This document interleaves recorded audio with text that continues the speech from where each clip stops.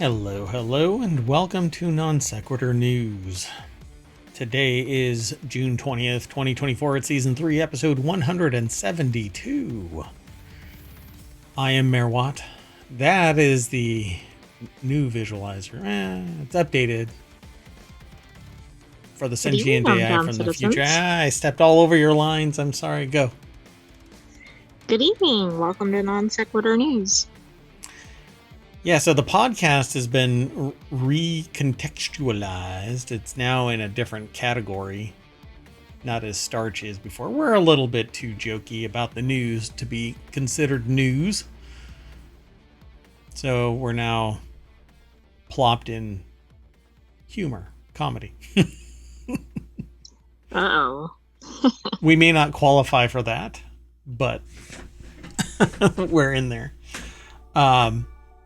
And the website is updating its interconnectedness between articles again. Something broke and it never finished. Hey, living the dream of managing an entire massive community at ohmTown.com. Anyway, today we're going to be talking about a speedy way to dispose of an unwanted car. That's really not the argument that's proposed in the article, but we'll get there. Oreo gets fined for sales and not the shrinkflation that it should be getting sued for. Families demand $25 billion fine.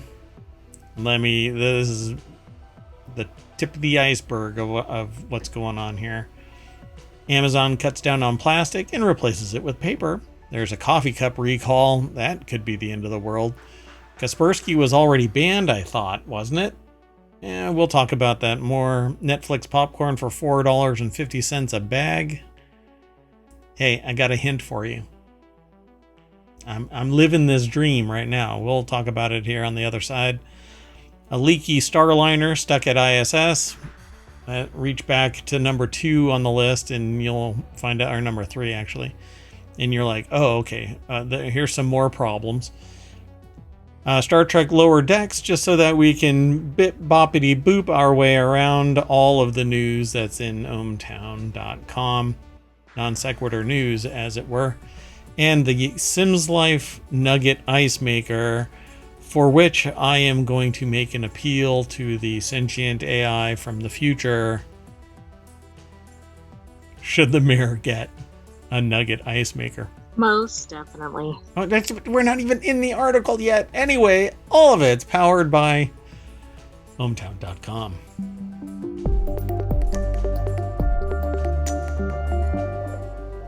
All right, folks. I am running 5 minutes behind schedule because I was trying to get something to work and, well, it didn't. But it is now. Let's get into today's news. What say you? I say let's go. Let's do it. First article is over in Non Sequitur News. If you speed in Austria, the government can now confiscate your car and sell it. I propose this is a great way to get rid of an unwanted car. Oh, that's a neat twist on that. So I'm trying to find the silver lining.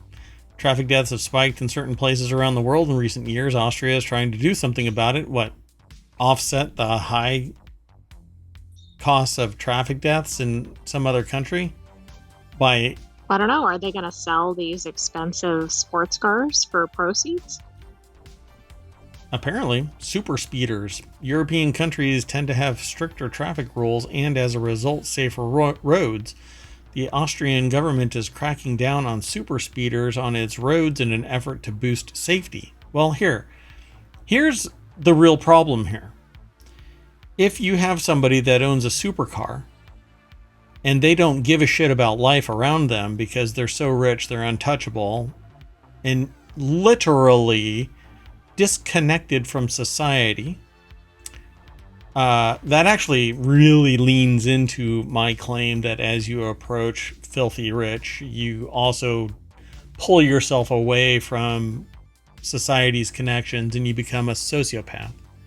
And so you can go racing down the roads and cost somebody their life. when you get in an accident, but you can afford health care and you can walk away from the accident because you've got a car that is capable of withstanding the impact while you may be drunk and bounce around inside the cockpit instead of a family of 5 that gets impacted by your supercar. So yeah, you're a sociopath society. Not Austria, but the ultra rich are sociopaths. They have the ability to pull themselves away from society and do whatever the hell they want. So selling their car isn't going to do anything. Oh no, they have to spend 15 minutes of their time to go and buy another supercar. Yeah, but you're making an assumption that the super speeders are wealthy individuals. They might not be. Eliza Relman over at BusinessInsider.com put the article together, and it shows a picture of absolutely whatever. It's just a picture. Exactly. Of a It's bridge. a traffic picture. Yeah, it might be in Austria. I don't know. So let's find. Well, look, people don't have supercars, and they're wondering if they are going to be able to buy food next week. That's not You how it don't have works. to have a supercar to be a super speeder.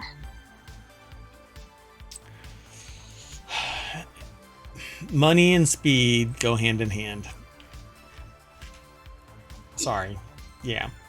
So, and here, let me just say, this is what they are saying in the article. Like the U.S., Austria has seen a recent uptick in road deaths, but roads are far safer in the European nation than the U.S., which has far deadlier roads than other rich countries. The U.S. has seen road deaths spike recently. In 2021, traffic fatalities hit a 16-year high. You know, I started the show by saying that we've recontextualized into the humor comedy category. We didn't on this article. We went to the serious side.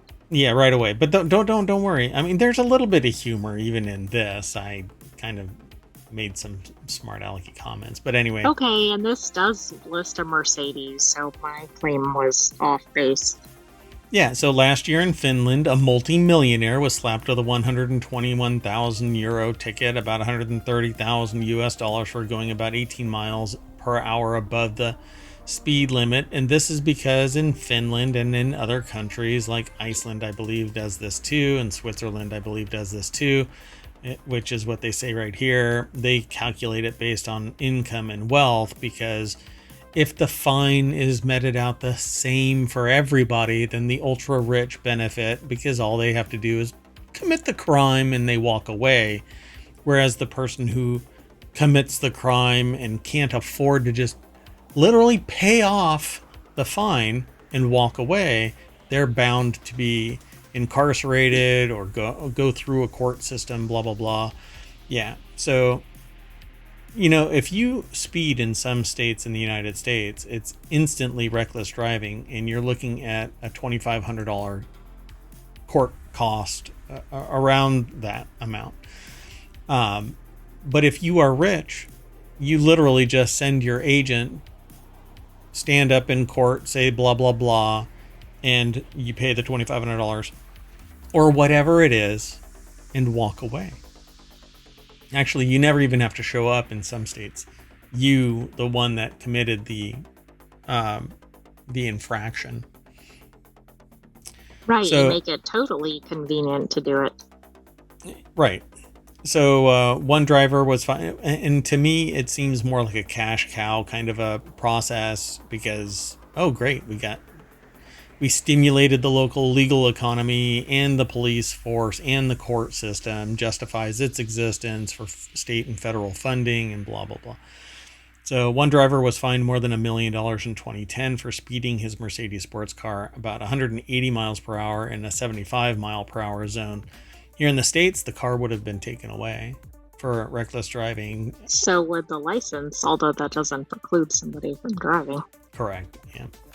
So now the European Union is also cracking down in 2022, mandated that beginning in 2024, all cars will have technology that alerts drivers when they exceed the speed limit. So if you've ever been in Japan and rented a car, the ding, that you're exceeding 50 That'll miles per hour. disincentivize it. Yeah, somebody will just jab a screwdriver into that speaker, though. Unless it comes out of all of the speakers. I'm not sure if it's out of all of them or not, but anyway, it says sometimes you have to try measures which sound strange at first and which create new legal questions that you must answer, but I think that we should try everything we can to reduce crashes, says Hofbauer, who told this to Bloomberg, which is where the real source of this article. And I said that it's from Eliza Relman over at Business Insider. Let's keep going, though. This is a quick, supposed to have been a quick article, but I kind of soapboxed a little bit because I guarantee you the people who are super speeding isn't the person going out for McDonald's, because that's the only meal that they can actually get because groceries are astronomically expensive, blah, blah, blah. By the way, even fast food is more expensive than restaurants nowadays.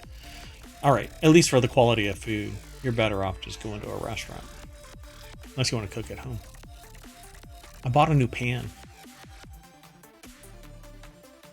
Because I wanted to cook if you buy a new pan, you need to cook.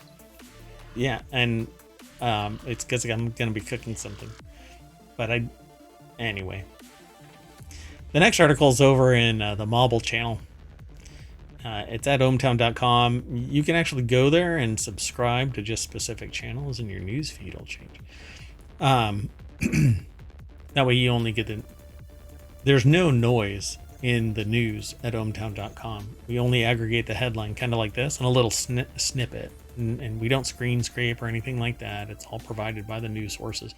EU Commission finds Oreo maker. Is it Mondelez or Mondelez? I think it's Mondelez, but I might be wrong. Isn't that from Seinfeld? What was the guy's name? No, that's Mandalay. Mandalay. Or no, right? Vandalay. Vandalay, that's right. Vandalay. Because he had bonitis. Anyway, the maker Mondelez, 337.5 million euros for blocking cross-border sales. I'm not sure what that really means. Hey, if I don't want to sell my product to other countries, for whatever reason, shouldn't I be allowed to not sell my product to other countries? Yeah, I would think so. I mean, is there some sort of EU agreement that maybe that's the issue? That when you sell to one, you have to sell them. I mean, I'm not sure. Maybe. It's like the EU is the Walmart of Europe. You have to sell everything to Walmart at a certain price. Otherwise, whatever your contract is, if you try and sell it to somebody else at a lower rate, they screw you at the drive-thru. Well, the European Commission has imposed a fine of 337.5 million euros. Almost. Can you believe this? Over a third of $1 billion on food company Mondelez, the owner of Oreo cookies and other snack brands, for obstructing sales of its products between EU member states. The article is by the apnews.com, and it's just a little press release kind of a thing that says Mondelez owns Cadbury and Toblerone chocolate brands, as well as Oreo and Chips Ahoy cookies, Triscuit crackers, Perfect Snack nutrition bars. You see how one company owns a shit ton of properties that own additional shit ton of properties, right? So just bigger money, bigger money, bigger money. The commission said Mondelez... Consolidation. Mergers and consolidation means that they can set the price instead of the market setting the price. The only way that we're going to lower prices is by backing away with our dollars. And then these big mega corporations go under because they can't sit there and manage the weight, the burden that they've taken on. And then a smaller company will pop up and provide the equal solution. But they can't get in the shelves because the big brands own the shelves. So, and by the way, you can't even compete while small, because unless you are a cottage industry, which is so constrained, let's just say that it's very, very limited, right? Like, you have to be a honeybee so that you qualify as, oh no, and you can't even, no, you can sell honey as a cottage industry. Not every, Yeah, but even that's limited, I think. yeah, you have to actually be a honeybee to qualify as a cottage industry. Anyway, so if you want to compete, you have to create a commercial kitchen. And the cost of doing a commercial kitchen is astronomical. So how do you do it? You have to save up your entire life savings and then risk it all for the biscuit, literally. So such illegal practices allowed Mondelez to continue charging more for its own products to the ultimate detriment of consumers in the EU. It basically says that Mondelez tried to avoid cross-border trade because that could lead to lower prices. It said it harmed consumers who ended up paying more for chocolate biscuits and coffee. I'm not quite sure how that works, though. I don't understand. I mean, I guess they kind of require sale across all the countries. But how were the people necessarily harmed? If everybody can buy from everywhere, how they're the ones that are selling it. I'm the one that's setting the price. They get to set the price, right? The sentient AI from the future seems to understand the economics of this old era in terms of the sentient AI from the future. You know, apparently, modern economics as well as these old school economics. It seems pretty straightforward. If a company sells in Germany and then somebody ships from Germany to France some Mondelez products, that's one thing.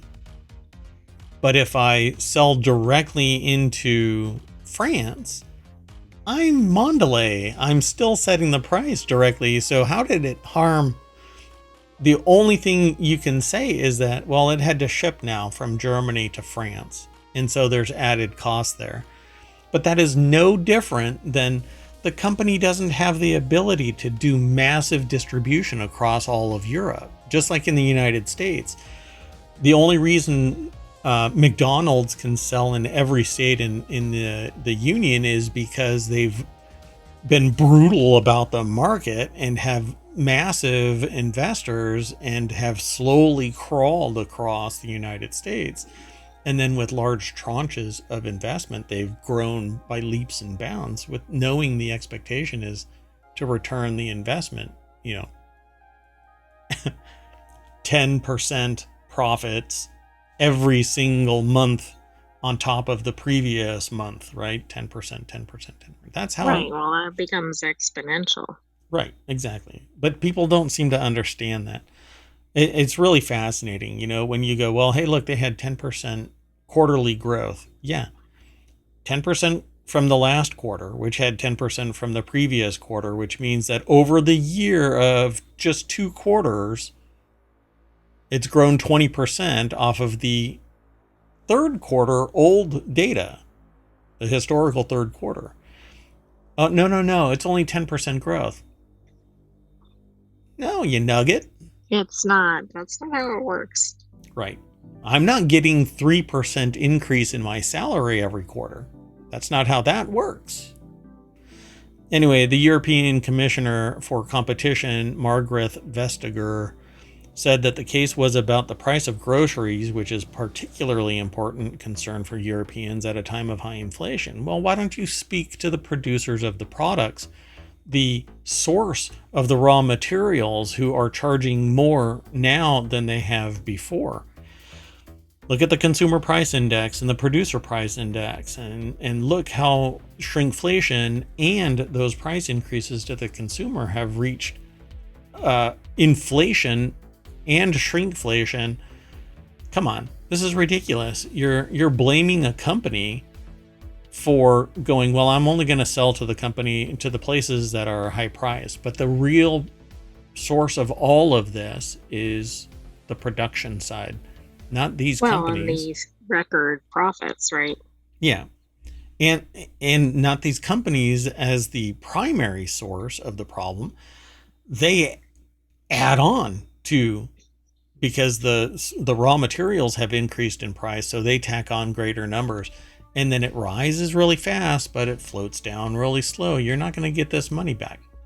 So what again I say is the greed has become epidemic. It knows no border limits, right? It's not just a United States thing, it's a global thing. And the greed makes people sociopathic. They don't give a shit that they are taking so much, and so many people have so little. If you don't want it, you won't pay it. That is their mindset. So you know what? Don't want it anymore. I don't buy junk food anymore at the scale that I used to, and I'm weaning myself off of it even more every day. And we'll get to that as we float through the articles. And I didn't choose it based off of this. I chose all of the articles based off of interest, but we'll get to it.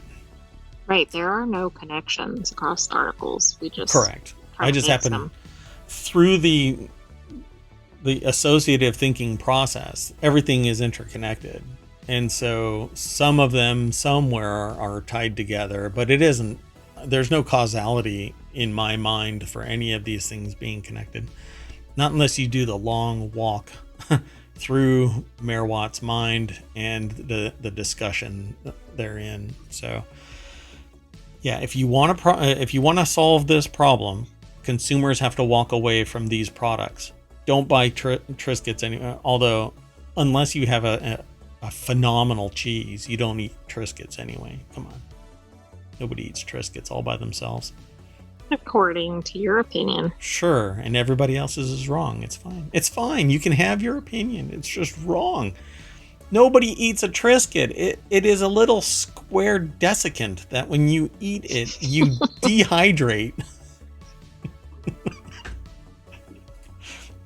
Next article. Maybe they could blanket some of the recent flooded areas with Triscuits.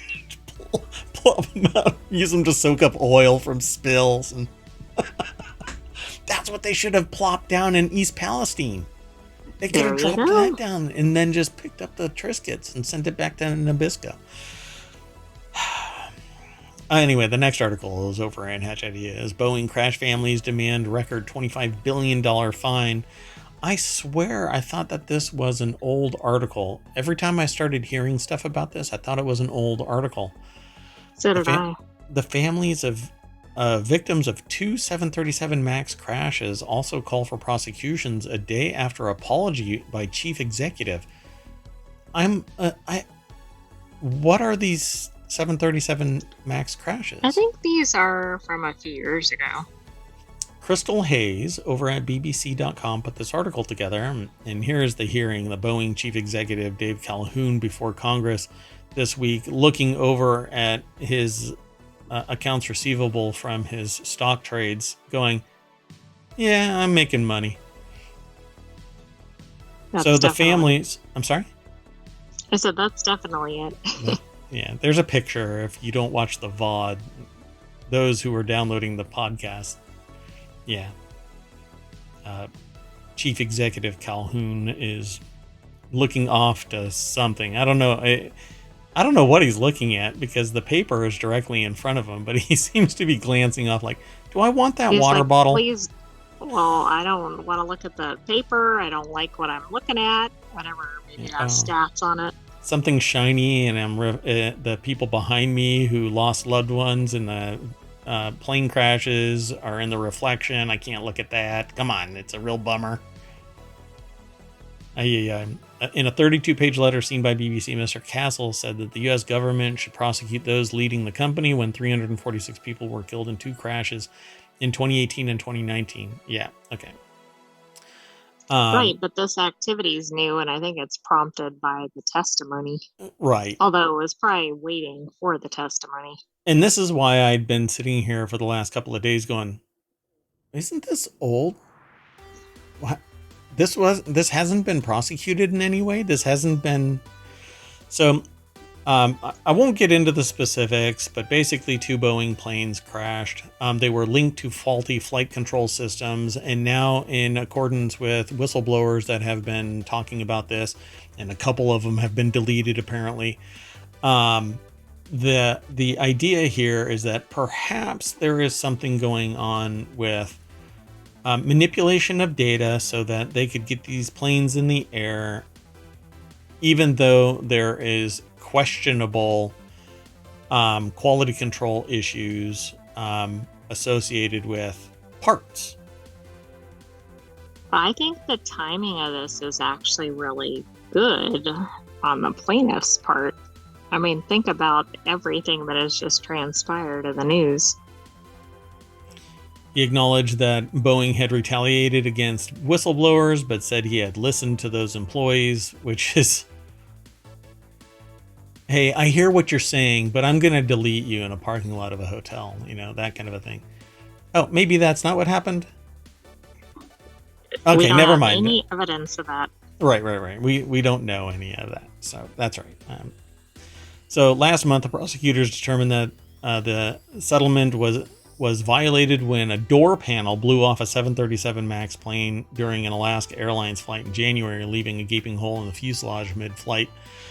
The charge has laid dormant since the company acknowledged in a settlement that it had misled air safety regulators about aspects of the 737 MAX and promised to create a new compliance system to detect and prevent further fraud. That did not happen because said door panel flew off, and planes flying off, a wheel drops off of it, and you find out that there are hundreds of parts that didn't meet quality control that are somewhere in the system and nobody knows where they are. By the way, these planes stay What about the people jumping up and down? Oh yeah, and the quality control people were, the assemblers were watched jumping up and down on the wings so that it would bend enough for the bolts to hold the wings onto the plane. Once the bolt's in, everything's good. Now, I can understand doing that with your, 1962 Chevy Nova that was pulled out of the mud from a landfill somewhere, but not a freaking plane. Quality control and tolerances are a little less tolerant, right? And quality control is a little more precise, higher. You really shouldn't have people jumping on wings. It's not like it's a suitcase and you're trying to stay in the luggage bin size. What? That's hilarious. Like when you jump I know. up and down on a suitcase. Yeah, I get it. I wasn't expecting that. That's the only product that I'm aware of that people jump up and down on regularly, at least on TV. Yeah, it's like they're calling Joe, the heaviest guy that's listed in HR, to come over and hop up and down on the edge of the wing so that they can fit the damn bolt in. Joe, get over here. Anyway, now poor Joe is listening to this and goes, that's why they picked me to do that. That's right. I'm sorry, Joe.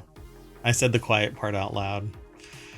Well, you can't put an entire corporation in jail, and they have plausible deniability because they weren't the decision makers for each individual part being distributed this, there, and the other.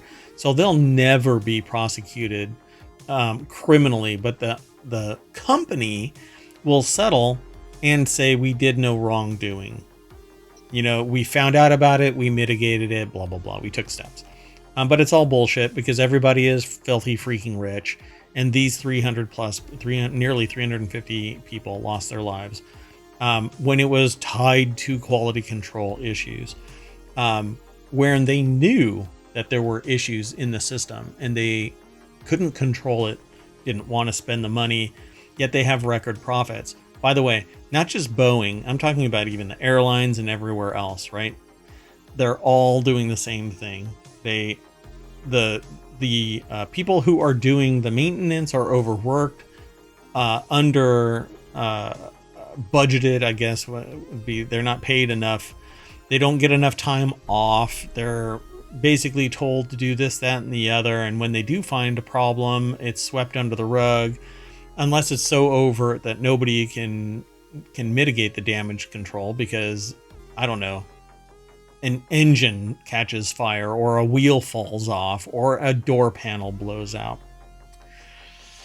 All right, we got to keep moving though. Non sequitur as we are. Next article's over in Technology Today. Amazon says it cuts down on those plastic air pillows and packages. Yep, absolutely. But they're putting crumbled Your pets paper. will be upset though. I don't know. Some pets, depending on the type of crumpled paper that they're using instead, they love it. That stuff that is more like, what do you call that stuff? That's actually from somebody other than Amazon. Right.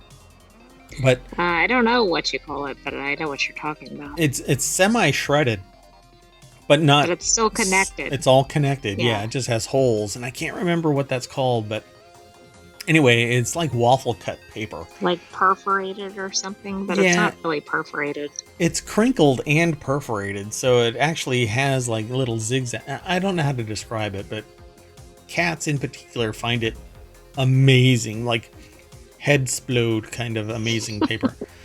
So Amazon packages are going to get rid of the bubble wrap as much as possible, and they're going to switch to paper. It's easier to recycle, and it's infinitely recyclable as long as there isn't any waste. If there's like oil or paint or anything on the paper, then it can't be recycled as easily. It has to be cut out, otherwise it contaminates the mill of the paper altogether.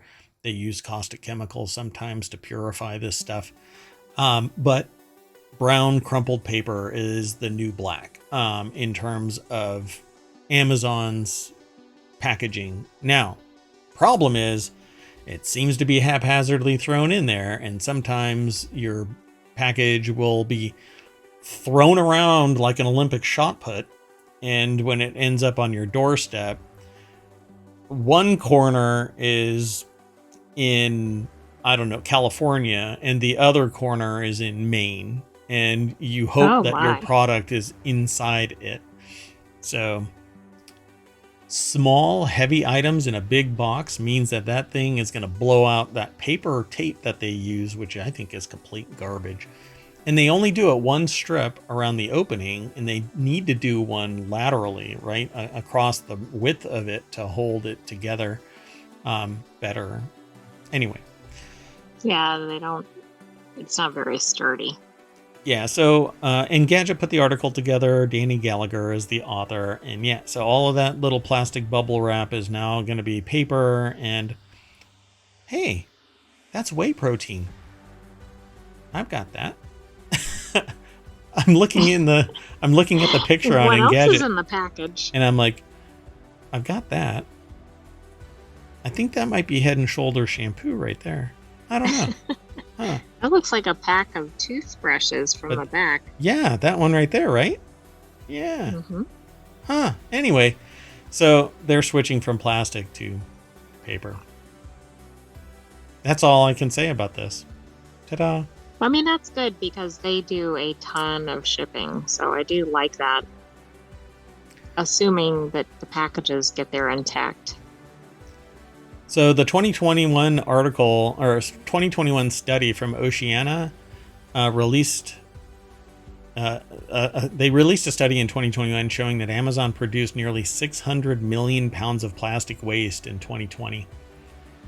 It would circle the earth more than 600 times with these little air pillows. Wow. Well, I mean, if they can eliminate all that, I think that's a good thing. Yep, it's a win. So, and all of that can be recycled, from the tape that they use to the paper that's used for padding inside to the box itself. It all can be recycled. The plastic containers that are imparting microplastics, well, not necessarily can be. So let's keep going though. I'm more worried about this than anything else. 56 people have been injured associated with glass coffee mugs breaking. As reported Thursday, coffee cup recall sparks nationwide warning after dozens injured. And I'm hoping that I don't know why this has a light bulb video at the beginning It of has it. glass. There you go. That is the... Hey, they're almost non sequitur news too. All right. Anyway, the article's over at Newsweek, and Ayla Slisko over at Newsweek.com put the article together. A recall notice shared to the U.S. Consumer Product Safety Commission, or CPSC, Wednesday, the website on Thursday, warned that 580,000 Joy Jolt drinkware Declan single-wall glass coffee mugs, which were manufactured in China and imported by New York-based Products Incorporated, which that should be a very dangerous name for a company, because if it's referred to as Products, you're about to get sued. Anyway, exactly. Now, I'm assuming they're not in the food industry, although they're kind of food adjacent. Yeah. So they may break incorrect. Well, it may not be a trademark, but the simple name of a corporation that muddies the water between M&M, the brand, because it's not a company, it's M&M. Is it made by Mars or Hershey? Mars, I believe it's Mars. Yeah, I believe it's Mars. Yeah. Well, these glass coffee mugs may break when filled with hot liquids. All right. By the way, if you buy these somewhere, you're going to have to return them. They apparently were recalled items that were sold online on Amazon and via the company's Joy Jolt website between September 2019 and 2022, costing between $20 and $25 for a set of 6. So I have older ceramic mugs that are capable of having screen printing done to them. Not screen printing, heat presses done to them, and it makes me very worried that even these, and you don't know until you actually put something boiling in them, right? And is it going to happen every time? That's the problem. Yeah, and there's a lot of quality control issues and stuff like that, but if you sit there and you go through Amazon, you're finding direct sales from I have yet to find anything other than a Chinese company selling through Amazon. As I go unless you go direct for a specific brand. But it has to be like, all of these can be brands, right? Joy Jolt is a brand. No, I mean, like, let's say you're trying to buy whatever GE light bulbs or something. Right. If you look for that, you might find that, but otherwise you're finding a lot of foreign products. Yeah, and you can now look at who it is that's selling it. But unfortunately / fortunately, it isn't that it's made in China. It's that there is a lack of quality control, and the integrity of the product isn't necessarily at parity with a company that has rigid accountability. Although when you're big enough, apparently you can avoid it. So M&M Products says that at least 103 incidents of the mugs breaking at the base when filled with hot liquid had been reported as of Thursday. By the way, 56 injuries, 35 burns across the body from spilled hot liquids, and 21 cuts. Breaking at the base of a single-walled glass container means that in its forming, it cooled incorrectly and created a stress line around that curve. Oh, okay. And so as soon as it heated up, it just pops that whole bottom off. I mean, that's a ridiculous number of mugs, 580,000. Right. If this is the mug right there, all that weight, this becomes a heat sink. So it holds on to it and it cools in a differing ratio, and it'll just pop that right off. So I won't even go into anything else about this other than you should probably go and look at your coffee mugs and see if they are affected by this. None of the Joy Jolt coffee mugs that are currently being sold, most of which appear to feature double wall of glass instead of a single wall, are affected by the recall. Now I'm not saying exactly that that's what is in this, because they haven't given a forensic analysis of this. But I'm willing to bet my limit, which is $1, that is the reason for it. And the double wall Well, has a different. Go ahead. the only thing worse than a glass breaking might be a glass drinking cup, and then a glass drinking cup that holds something hot. Yeah, like number one is the hot mug of coffee breaking. That's like number one, because the woman from McDonald's, Yes. that thing, like, can you imagine if that coffee had been in a cup that broke? It wasn't that it broke, it was that it got spilled and it was flaming hot, and everybody's perception of that is wrong. They really have a misunderstanding of that. But this is, you could be sitting there holding it perfectly still and it just pops right out from under you. No mistake on your part, no nothing. It isn't that it was too hot or anything, it's that it was just a failed product. But I'm glad that there's accountability, and hopefully the people who have been injured are being made whole. The product should be pulled off of the site, which apparently they are, and Amazon is proactive about it. I think that there are bigger issues here, but not just here, but with the whole Amazon storefront, and you don't know about the issues until they rise to a certain level, and then you hope that there is somebody out there like ohmTown and Mayor Watt and Newsweek and others that distribute these little PSAs. Well, absolutely. And these have been sold for 5 years now. Yeah. 5 years back, at least. Yep. Let's keep going. Next article is, this one will be really quick. What I don't get about this one is I thought Kaspersky has already been banned for a long time. I thought so too. It must be just the federal government. So U.S. bans sale of Kaspersky software, citing security risk from Russia. U.S. officials imposed the first of its kind ban, arguing that Kaspersky threatens U.S. national security because of its links to Russia. And Kaspersky is a U.S.-based antivirus, anti-malware, cybersecurity application. And Lorenzo Franceschi Bisharai, I think, Bisharai? Hopefully I'm pronouncing it right, and if I'm not, then send an email with the phonetic pronunciation to mayor@ohmTown.com. I won't make the same mistake. Anyway, Russia has shown that it has the capacity, and even more than that, the intent to exploit Russian companies like Kaspersky to collect and weaponize personal information in America. And that's why we are compelled to take action that we're taking today, U.S. Commerce Secretary Gina Raimondo said in a call with reporters.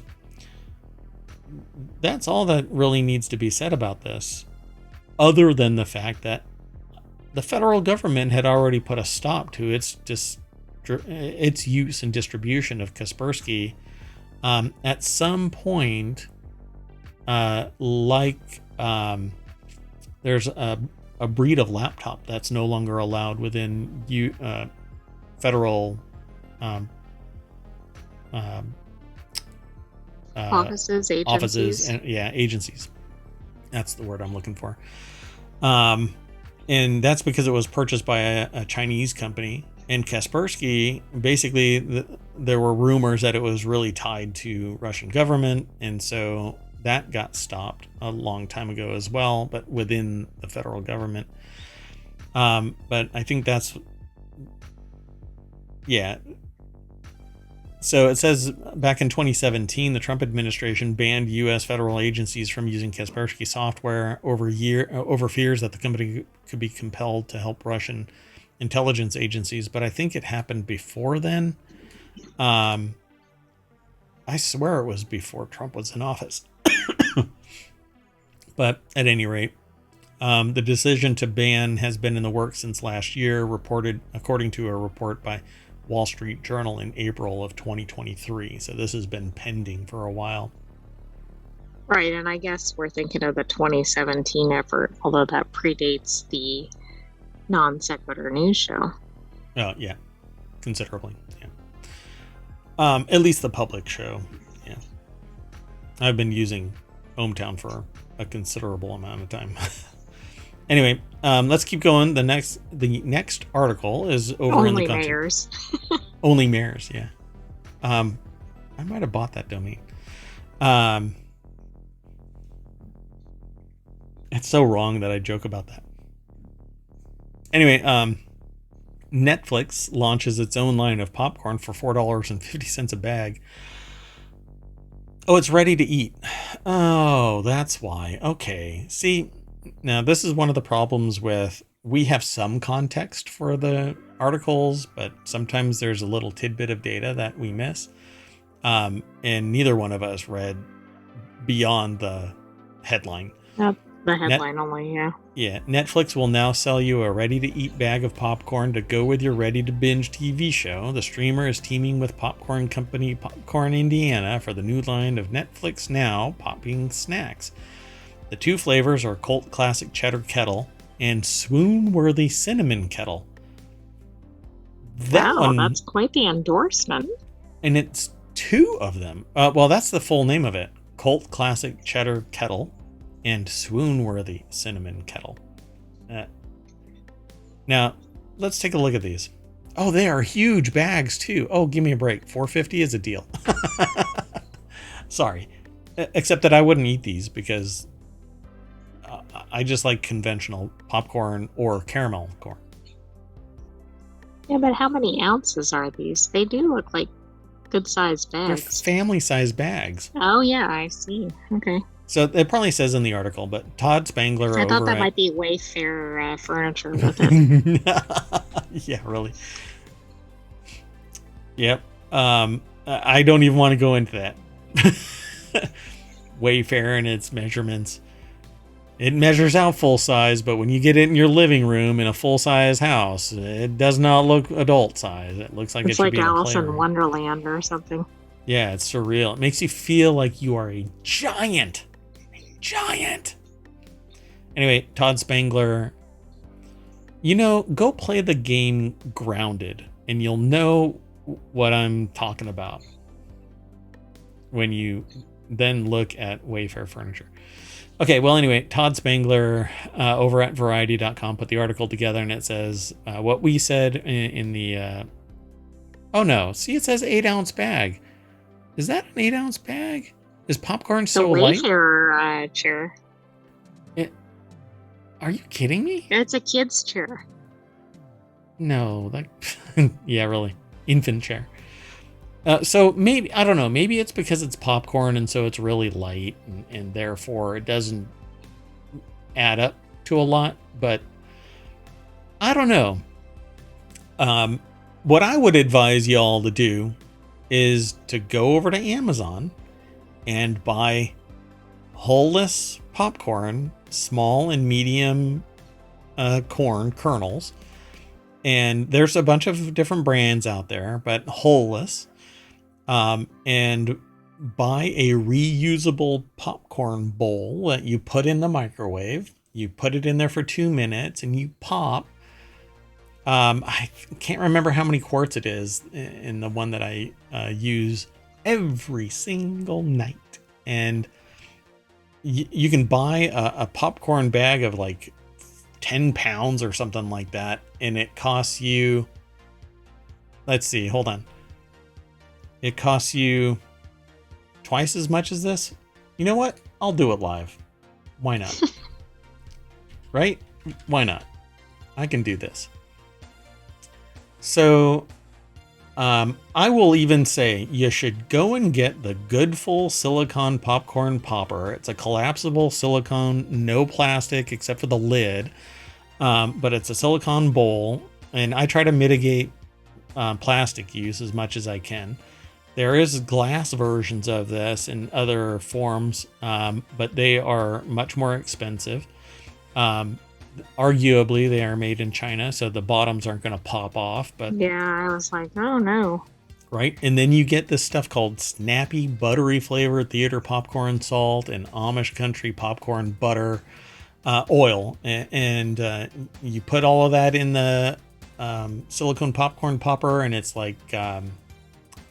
let's see, 2 minutes, 15 seconds. In the Amish country popcorn that I use is $15 for 6 pounds. That is a lot of popcorn. Yes, and this is $5 for an 8-ounce bag. And then all you have to do is sprinkle cinnamon whatever on your popcorn, and you can have swoon-worthy cinnamon kettle.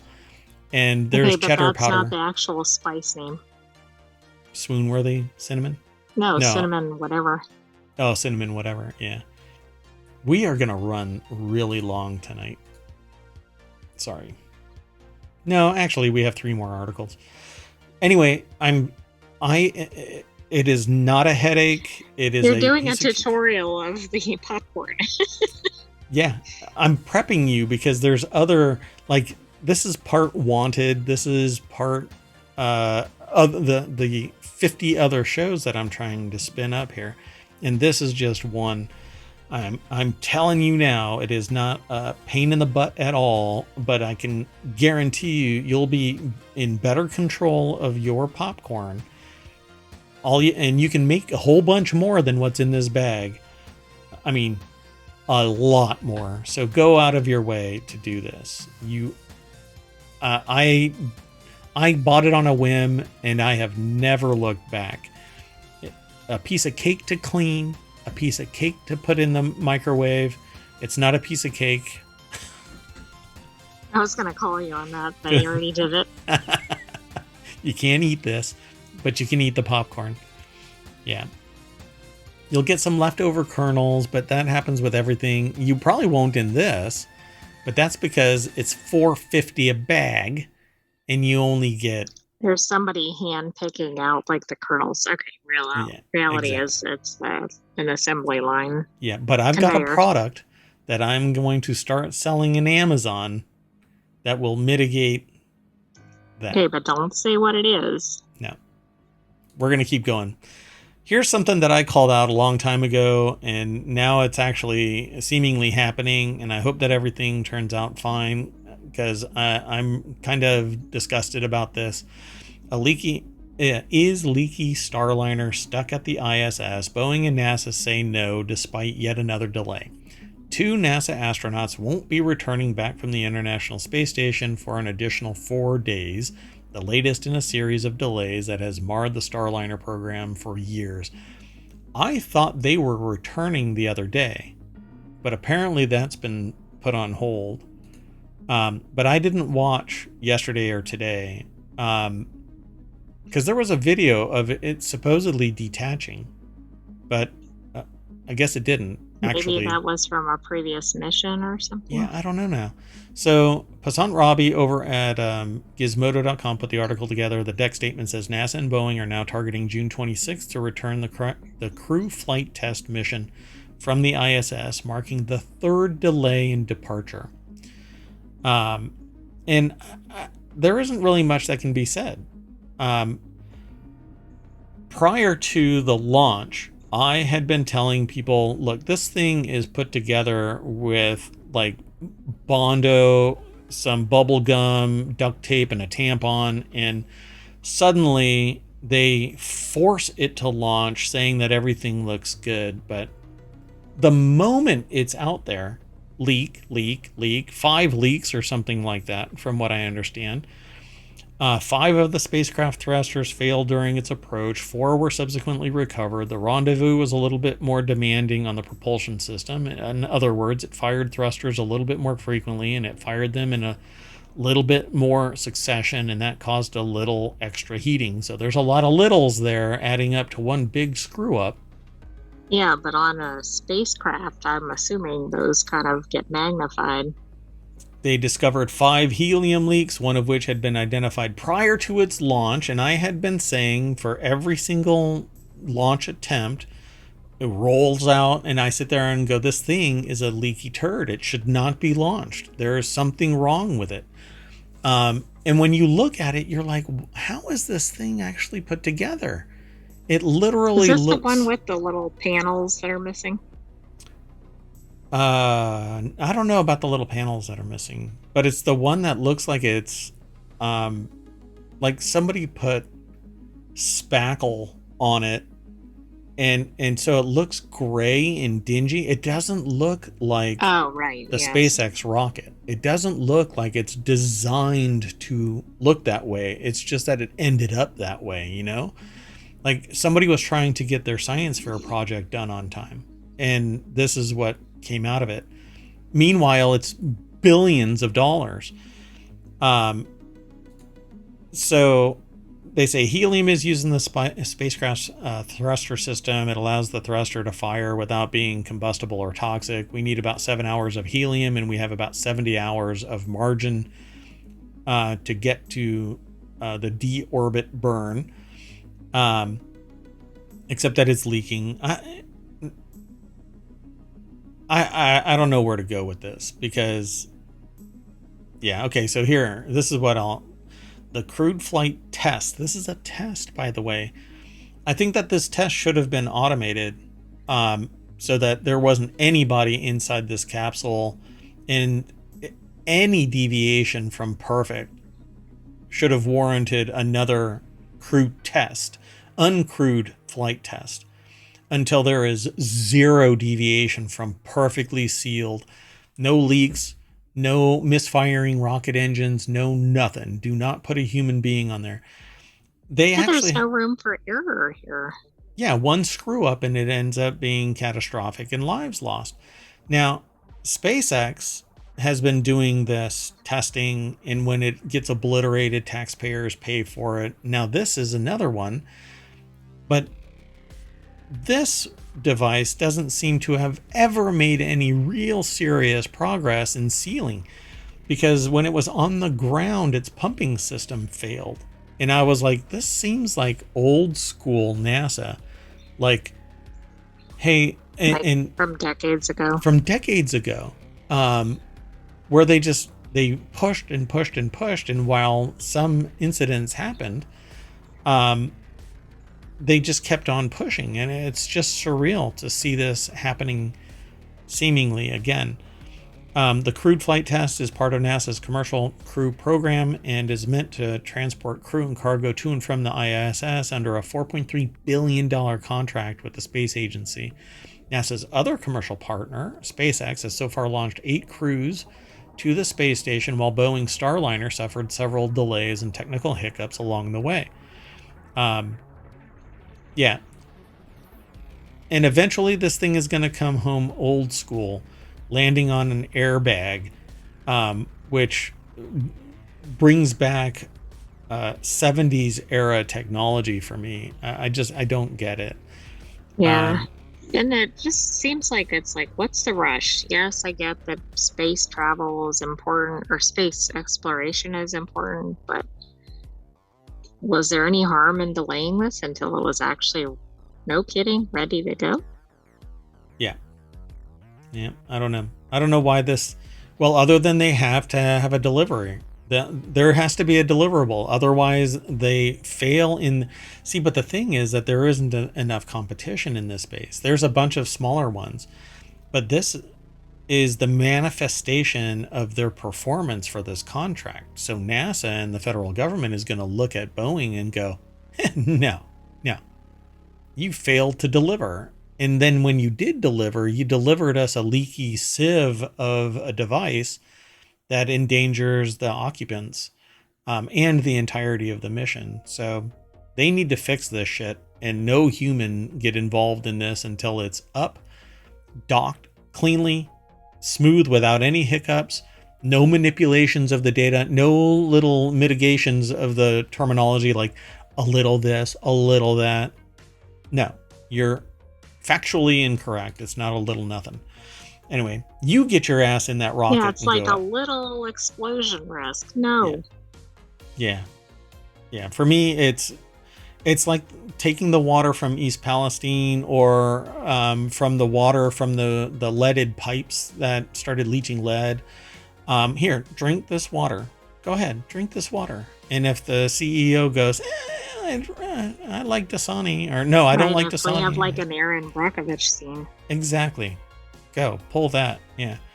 Anyway, the next article is over in the continuity report, of which this show has none. Star Trek Lower Deck Season 5 is an amazing send-off, but not the end, says showrunner. Mike McMahon says that Season 5 feels like an amazing send-off, but not the end of the series. Fans of Star Trek's first animated half-hour comedy were crushed when Paramount Plus announced that Lower Deck Season 5 would be the show's final season. I am actually crushed. I'm not a big fan of animated shows, unless they're purpose-built. I like anime, but not animated shows that much. But this one, Lower Decks, really spoke to me for some reason. I loved the charisma of the voice actors. And everybody... I think it was always kind of an engaging story, which is not always expected with animated.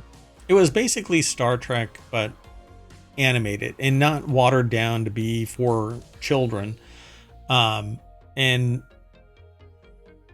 sorry, that was interesting. I got an error message. So what was the error on? Never mind. So, but they say here that the upcoming end of the voyages of the USS Cerritos is a sad affair, but also a happy one, as there are still 10 more episodes of Star Trek Lower Decks to come in the fall of 2024. Now, the article is over at screenrant.com by John Orquiola. I hope I'm pronouncing their name properly. And like all of the articles, we don't go through the entire thing and read it verbatim. We talk about a little bit of it. I'm really excited to see another season of this. I'm bummed that it's going away. The only thing I can think of is that it's the voice actors. The actors are going elsewhere, right? Because they really set a high bar. And so... Yeah, they may be. It's just a shame because that's at the same time Star Trek Discovery has ended. Yeah. And you're not getting Picard back, no matter how much you want. But I'm hoping, they say, so season 5 feels like an amazing send-off. It feels like the end of a chapter, but not the end of a series. I had enough time to know that it had to be special. So what is going on here? Can it be saved, they say here? Or could the USS Cerritos have a different future? There's a possibility Lower Decks could return as a Paramount streaming movie as Star Trek Section 31. Which is bizarre. Oh, yeah, that is interesting. Or the Star Trek Lower Decks characters could appear in live-action Star Trek in the future, which they've already done the crossover, so I don't see why that's not possible. In fact, that could have been a test for whether that would work. And it was wildly celebrated. People loved that crossover. So I'm hoping that that's exactly what happens. Star Trek Lower Decks has been a boon to Star Trek by continuing the late 24th century era of Star Trek The Next Generation, while also lovingly poking fun at every aspect of the venerable franchise. Meanwhile, Lower Decks introduced numerous lovable characters and concepts to Star Trek canon.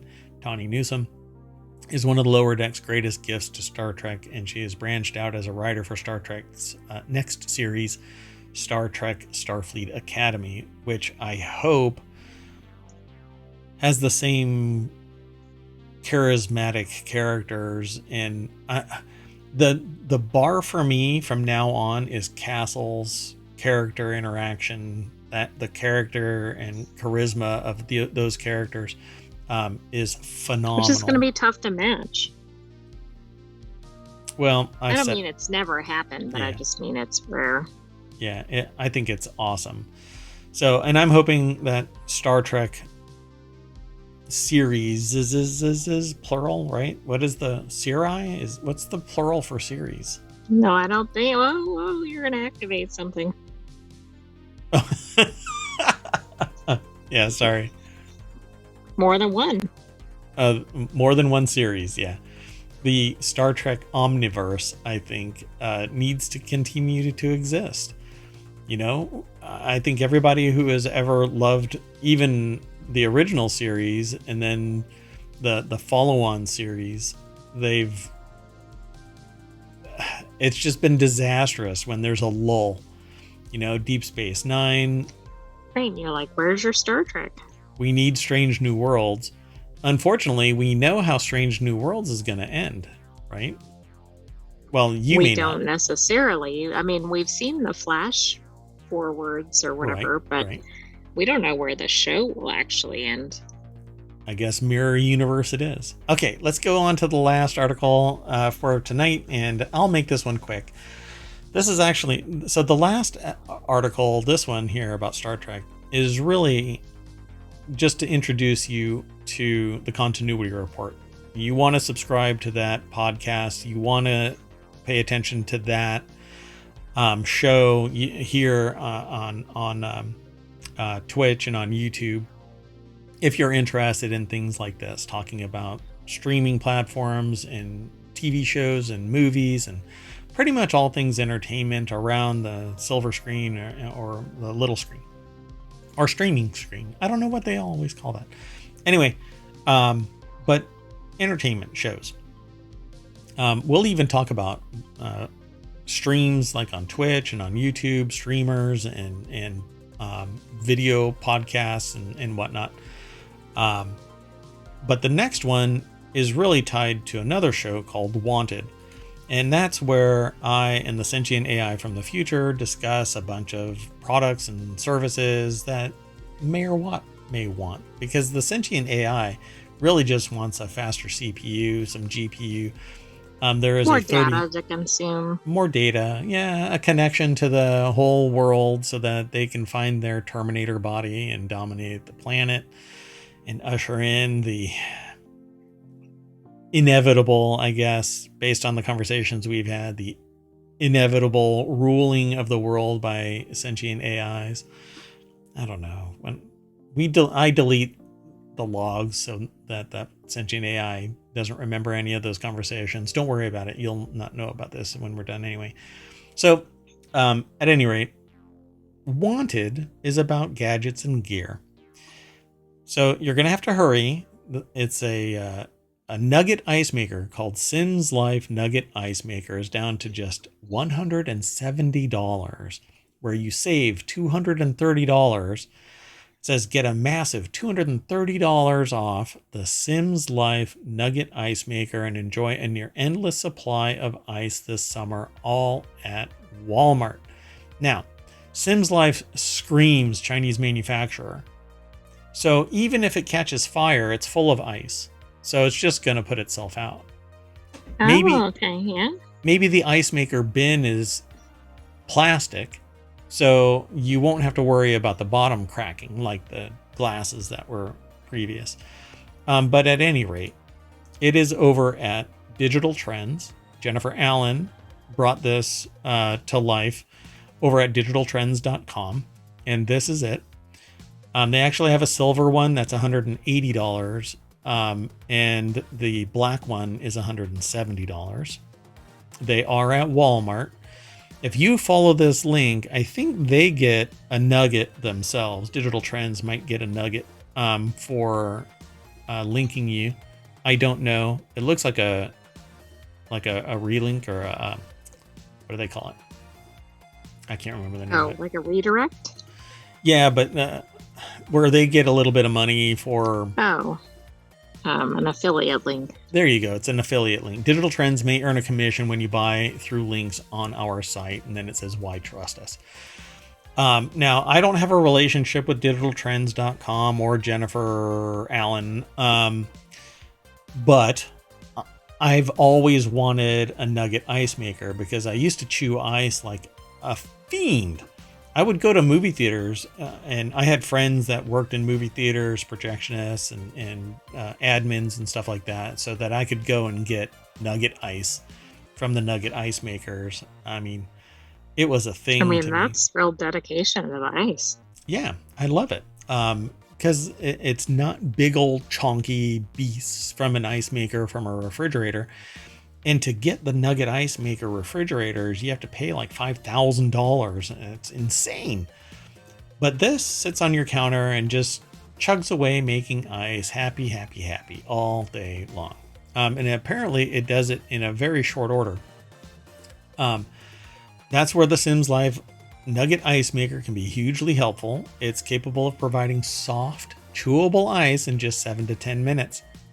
Within 24 hours, it can produce up to 35 pounds of nugget ice, which should suit pretty much anyone's needs. Whether you're looking to keep the office well stocked or you're hosting a huge party, this is the ice maker for you. So there you go. I mean, it seems very cool. Actually, very cool. Normally it's $400, but it's now you're so funny. Look at that. That sentient AI maker. No. So anyway, yeah, $230 off, but you have to buy it from Walmart. I don't think I found this on Amazon. When I've gone looking for Nugget ice makers, I think I've found not older ones, more expensive ones. But then again, I have not looked today to see if there is some Nugget ice maker that basically is the Sims one, just not that one. Right. You know what I'm saying? Not the Sims. Because the Sims without the Sims. The Sims without the Sims. Because there's one manufacturer somewhere in China that makes these, and then a whole bunch of companies pop up out of the woodwork and sell them elsewhere. And one got a really hell of a deal at Walmart to sell these at 100. Now I'm joking that it's a fire sale. But yeah, my jokes normally come true. Anyway, I want this. I really do. I love the idea of chewable nugget ice.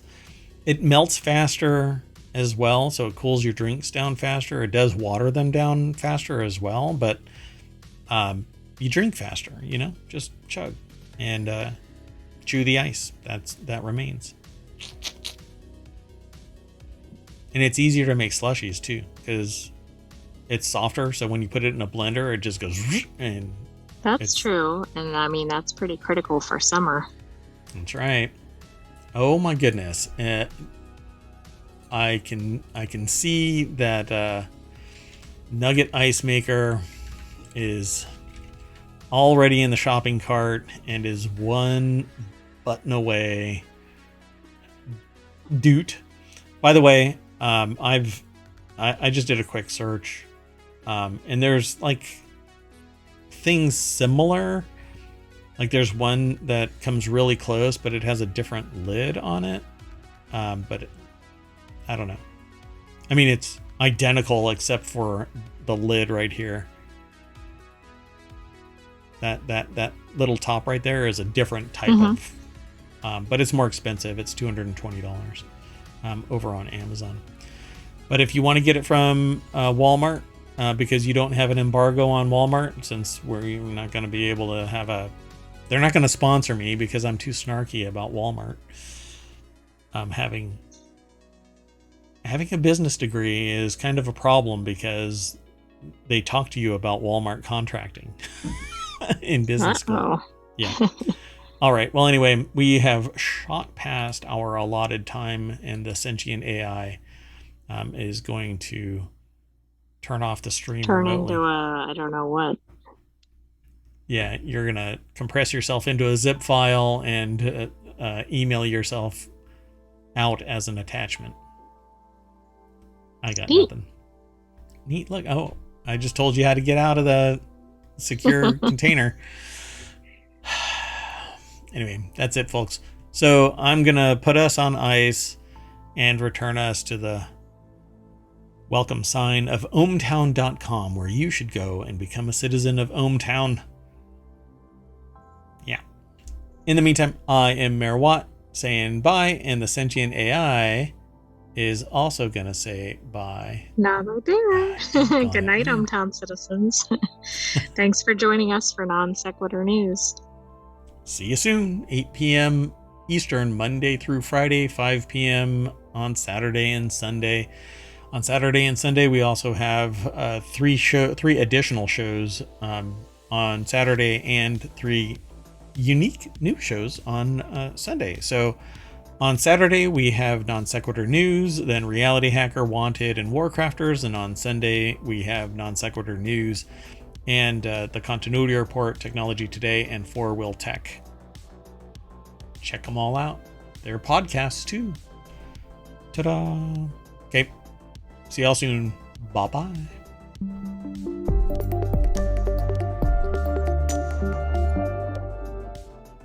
Hey, this ice is nice.